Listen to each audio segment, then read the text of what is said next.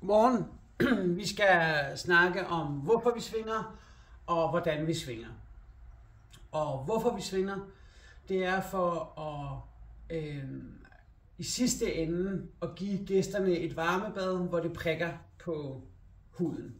Der er mange andre grunde inde i løbet af gusen i forhold til mindset, stemning, guidance, visualisering, alt det her. Men rent teknisk i forhold til varmen og ventilationen, så er det de 3 varmestigninger, som resulterer i et varmebad.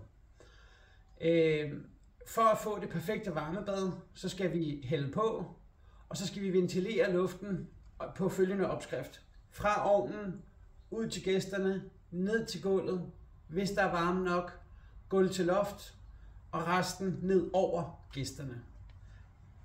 Anden runde, ligeledes påhældning fra ovnen, så vi får damp og duft fra ovnen ud til gæsterne så hurtigt og effektivt som muligt, så det ikke når at brænde af, så det ikke hænger i loftet, og så det ikke dør ud for hurtigt, så alle gæsterne ikke har nået at få en god del af den gode duft.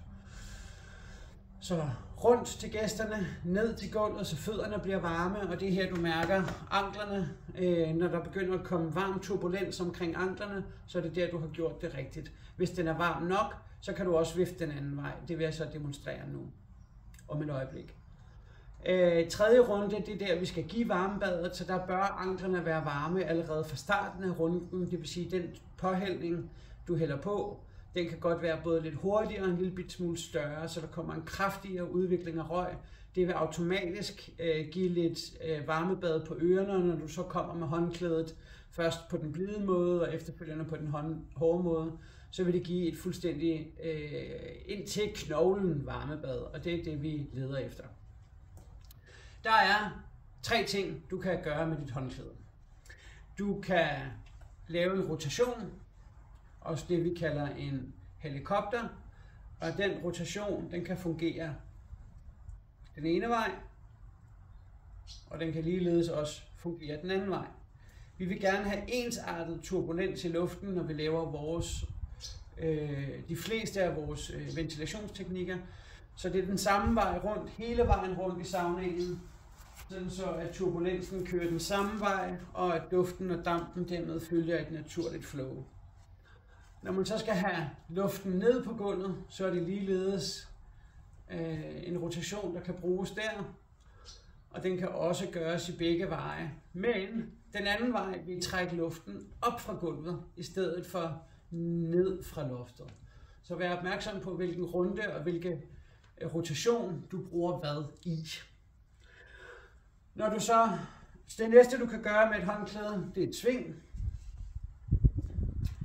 Det er også som et flag. Det er det, der giver luften ned over gæsterne. Og det sidste du kan lave, som jeg lige tog forskud på der, det er et tee-off. Så det er det at trække håndklædet til og fra hinanden. Det, der giver god håndklædeteknik, og det, der får det til at se lækkert ud, det er så variationen og overgangene imellem rotationer og sving.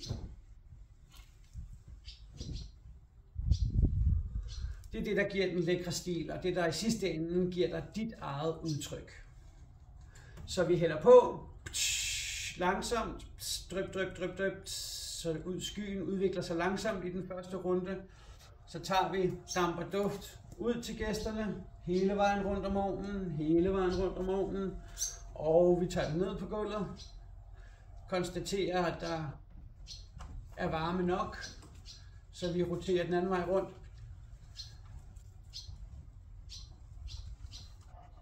Og så ned over gæsterne. Ned over gæsterne. Ned over gæsterne. Og det samme gentager du. Påhældning i anden runde. Fra ovnen ud til gæsterne. Ned på gulvet. Op i loftet. Og X. Og man kan ikke gøre det samme med en vifte, fordi den får ikke den samme form for turbulens. Den trækker ikke. Du får ikke helikoptereffekten, vindmølleeffekten.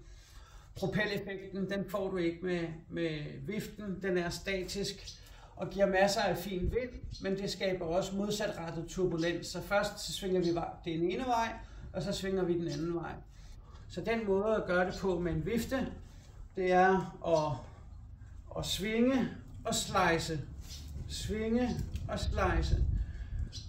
Det vil sige, at den ligger lige i luften og ikke trækker noget luft med sig, og at du fortsætter turbulensen den samme vej rundt. Men altså, serien, der skal læres med håndklædet, den mest basale og simple serie, der giver det bedste fundament for håndværket og garanterer et varmebad til sidst, det er håndklædet, det er en helikopter ud til gæsterne, det er en helikopter ned til gulvet, hvis der er varme nok, op i loftet, så blandingen er lunken, i stedet for topvarme og bundkoldt.